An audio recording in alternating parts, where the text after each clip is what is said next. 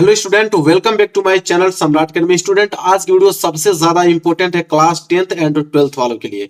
Board exam देने जाने वाले हो आप लोग इस बार, और बोर्ड एग्जाम की कॉपी में टीचर क्या देकर आप लोगों को फुल मार्क्स देता है और क्या देकर टीचर आप लोगों को फेल कर देता है। ठीक है, जिससे आप लोग तैयारी किए रहते हो लेकिन सोचते हो कि यार नंबर मेरा बहुत ही ज्यादा कम आ गया। आप लोग 90% की तैयारी करके चाहते हो और जब रिजल्ट आता है तो देखते हो तो 65% आता है। आपको समझ में आता नहीं कि आखिर में नंबर कहाँ कटा मेरा। ठीक है, तो आज की वीडियो में अगर देख लेते हो पूरा एक भी नंबर आप लोगों को नहीं कटेगा। और साथ ही साथ आज की वीडियो में ये भी बताने वाला हूं कि अगर हैंड राइटिंग खराब है तो कैसे लिखोगे एग्जाम में, कि एग्जामिनर जो है आपकी खराब राइटिंग में भी आप लोगों को अच्छा सा नंबर दे पाएगा वो। और बोर्ड एग्जाम में कॉपी मिलते ही क्या करें, सबसे पहले कॉपी मिले तो सबसे पहले आप क्या करोगे वो सब कुछ आज की वीडियो में आप लोगों को बताने वाला हूं। कोई भी क्वेश्चन का आंसर अगर बिल्कुल भी नहीं आ रहा है, मतलब बिल्कुल आपको याद ही नहीं है, तो किस ट्रिक से उसे कैसे लिखोगे कि पूरा नंबर मिले और एग्जामिनर खुश होकर आपको पूरा का पूरा नंबर उस क्वेश्चन में दे दे आप लोगों को।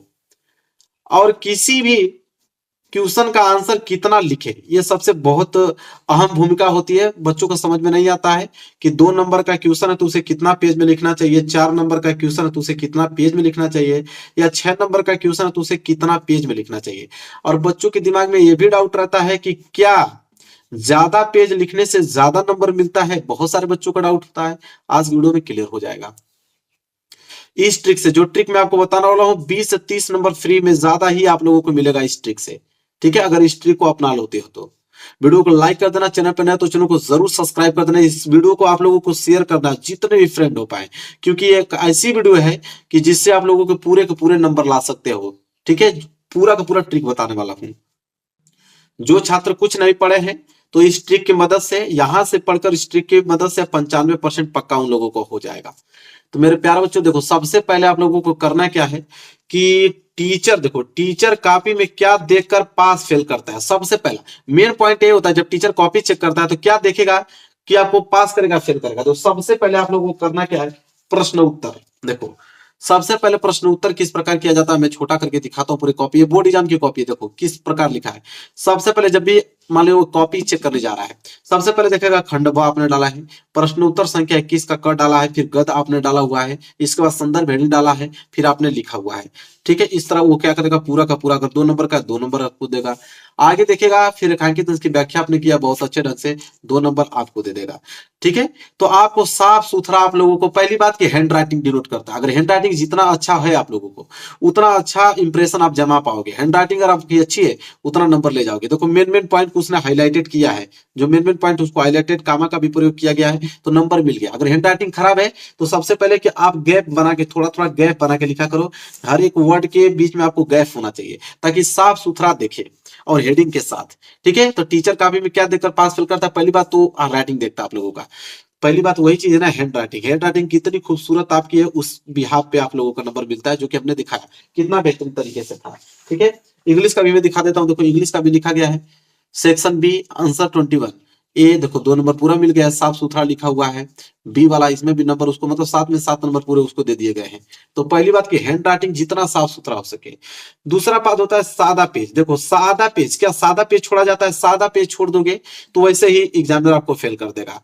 मैं कह रहा हूं कि अगर एक आप सादा पेज लिया है, उसमें आपने कुछ लिखा ही नहीं है, तो उसमें क्या, किसको नंबर देगा? वो कुछ नहीं देगा, उसमें इस तरह कट करके वो आगे बढ़ जाएगा। तो सादा पेज आपको छोड़ना नहीं है, बिल्कुल भी सादा पेज नहीं छोड़ना है, बनाकर ही लिखना है। अब क्या बनाकर लिखना है मैं आगे आपको बताता हूं कि अगर क्वेश्चन नहीं आ रहा तो उसको कैसे बनाकर लिखोगे, या उस क्वेश्चन पेपर में सही कैसे उसको लिखोगे। सादा पेज छोड़ना नहीं, ये बात ना ध्यान रखो। फिर है कि क्वेश्चन नंबर ना लिखना। देखो क्वेश्चन नंबर ना लिखना में भी बच्चा फेल हो जाता है। अगर मैं कह रहा हूं कि अगर मैं क्वेश्चन लिखा हूं कोई, देखो जैसे ये है, हमने लिखा है सिर्फ अथवा, और यहाँ पे हेडिंग डाल के हमने इस प्रश्न को करना स्टार्ट कर दिया। देखो पूरा कॉपी में दिखा देता हूँ, अथवा लिख के स्टार्ट कर दिया। अब अथवा किसका, चौथा का अथवा कि पांचवा का अथवा कि छठवां का अथवा? जब एग्जामिनर कॉपी चेक करने जाएगा तो उसको क्या मालूम चलेगा कि किसका अथवा आपने लिखा है। ठीक है, तो कितना भी खूबसूरत आपने लिखा होगा, अगर यहाँ पे प्रश्न उत्तर संख्या नहीं डाला है तो इसको एग्जामिनर चेक करेगा ही नहीं करेगा। मतलब किस आंसर से चेक करेगा, आप डाला ही नहीं है तो ये बात आपको एकदम अच्छे तरीके से याद रखनी है। ठीक है, यहां तक क्लियर हो गया आप लोगों को कि क्वेश्चन नंबर न लिखना, फेल हो जाओगे। आपको लिख के ही आना है, क्वेश्चन आंसर लिख लो, इसके बाद उसका आंसर लिखना है। इसके बाद फालतू बातें। देखो फालतू बातें में जैसे बहुत सारे बच्चे गाना लिख देते हैं। ठीक है, गाना लिख देंगे, और कसम लगेंगे कसम दिलाने। तो गाना हुआ, कसम हुआ, फालतू बातें जो बिल्कुल ये बातें जो कि एग्जामिनर बिल्कुल पसंद नहीं करता है वो यूज नहीं करना। अगर वो यूज करते हो तो 100% आप फेल हो जाओगे। तो ये सारी चीजों से बचना है। इसके बाद देखो, क्या ज्यादा पेज लिखने से ज्यादा नंबर मिलता है? बिल्कुल नहीं, ज्यादा पेज लिखने से ज्यादा नंबर नहीं मिलता है। देखो, आपके 2 नंबर के क्वेश्चन, 4 नंबर के क्वेश्चन और 6 नंबर के एक क्वेश्चन पूछे जाते हैं। बाकी 1 नंबर का आपका ऑब्जेक्टिव क्वेश्चन पूछा जाता है। ठीक है, तो 2 नंबर के अगर आपके प्रश्न है तो आपको अधिक से अधिक 3 लाइन, 3 लाइन में आपको लिखना है। अगर 4 नंबर के क्वेश्चन आपके हैं तो आप उसको 10 लाइन, 15 लाइन इस तरह लाइन में आपको लिखना है। 6 नंबर के हैं तो उसमें 1 या 1.5 पेज आप इस पेज में लिखना है, इस तरह लिखना है। यह नहीं कि 2 नंबर के क्वेश्चन को आप 5 पेज में लिखने लग जाओगे तो समय तो उसी में बीत जाएगा, बहुत सारे क्वेश्चन छूट जाएंगे, और छूट जाएंगे तो नंबर मिलेगा नहीं। इसलिए समय मैनेजमेंट करना है आपको। 3 घंटे 15 मिनट का अगर समय है तो 3 घंटे 15 मिनट में सारे क्वेश्चन आपको करने हैं, एक भी क्वेश्चन छोड़ना नहीं है।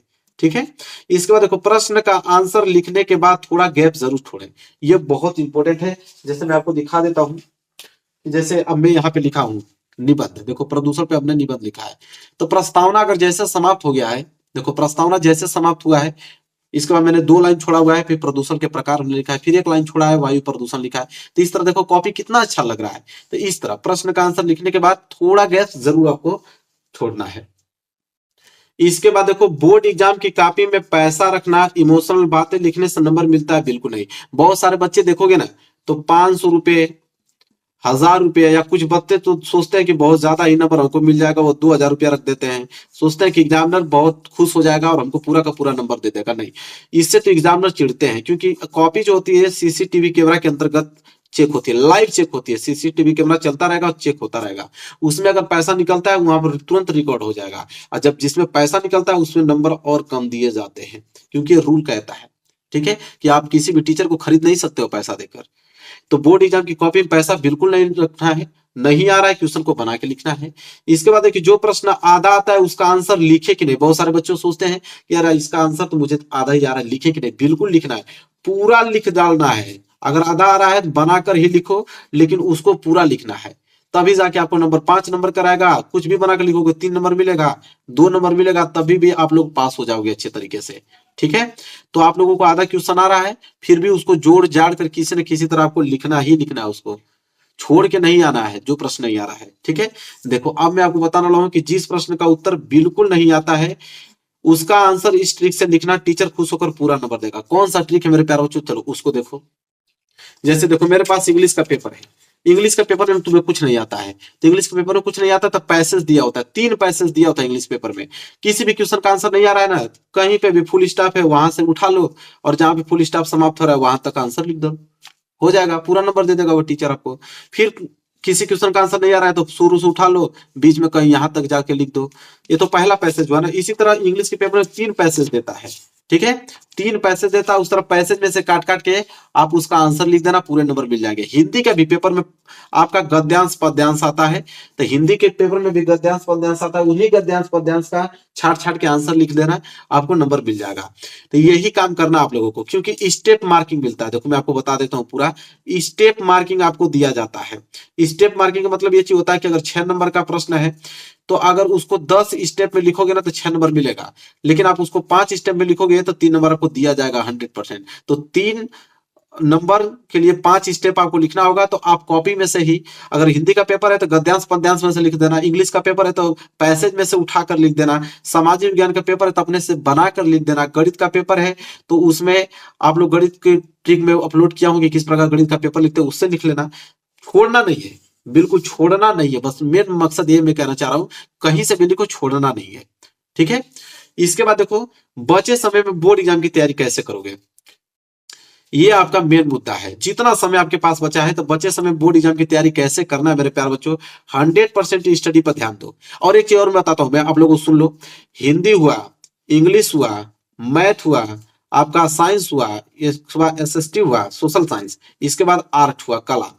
मेरे चैनल पे चले जाओ, प्लेलिस्ट बनी हुई है। इनमें पास होने का ट्रिक मैंने बहुत ही स्पेशल बनाया कि मतलब कुछ नहीं, अगर आपको हिंदी में आता है, इंग्लिश में आता है, मैथ में आता है, साइंस में आता है, तो पास कैसे होगे, कुछ भी नहीं आता है फिर भी। तो जाके प्लेलिस्ट में चले जाओ, खोल के सारी वीडियोस देख लो, ट्रिक भी मालूम चल जाएगा, और मैं वायरल पेपर का सोल्यूशन भी करा रहा हूँ।